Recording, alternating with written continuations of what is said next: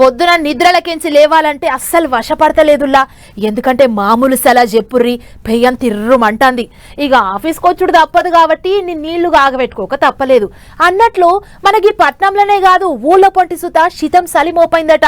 మరి పాండ్రి పట్నం అవతల సలిమోకెట్లున్నదో ఒకసారి అరుచుకొనొద్దాం.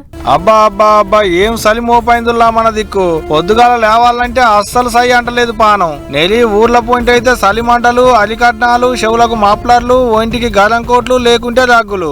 ఇటువంటి ఏం లేకుంటే ఒక్కలంటే ఒక్కలు సుతా ఇంట్లోకించి బయటకు వస్తలేరు. స్నానం చేద్దామన్నా ముఖం కడుగుదామన్నా నీళ్లు గడుస్తున్నాయి అనుకో రాదోలి. వెంకటాపురంకేంచి భద్రాచలం పోయేటి తొవ్వలనైతే దోరి మంచు గురిసి గిట్ల పట్టపగటీలు కూడా అంత మబ్బు మబ్బే కానొస్తున్నది. ఎంత లైట్ వేసినా సుతా ముంగడ పోయేటి బండి కానంత పొగ మంచు పడుతున్నది. వసి పొల్లగాళ్ళు అయితే ఉడుకునెత్తుడు కాబట్టి ఎంత సలి పెట్టినా ఎటనో గట్ల సంద్రాగిస్తారు గాని ముసలోళ్ళ కోసైతే చెప్పవశం లేదు పాపం. బొంత మీద బొంత 3-4 బొంతలు వలసలేసి కప్పుకున్నా సరైతే పోతలేదు. ఇక గీ ఇగం పట్టలేకపోయి పొయ్యి మీద నీళ్లు పెట్టుకుందాం అనుకుంటే నింపుకొచ్చిన గ్యాస్ బుట్టి సగం ఒడిచిపోతుంది.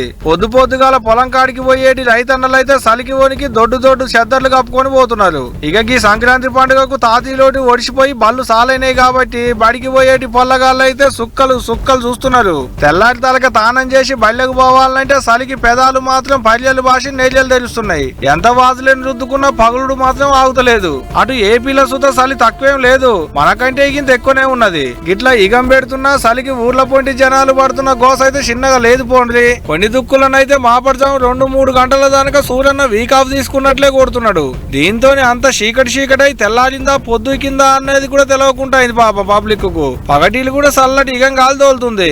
ఇంకో 3 వద్దులలో సలి ఇగింత పెరిగేటట్టే ఉన్నదట. కాబట్టి జనం అంతా పైలంగా ఉండాలి అని చెప్తున్నారు అధికారులు. విన్నారు కదా, ఇక పబ్లిక్ జర పైలం మరి.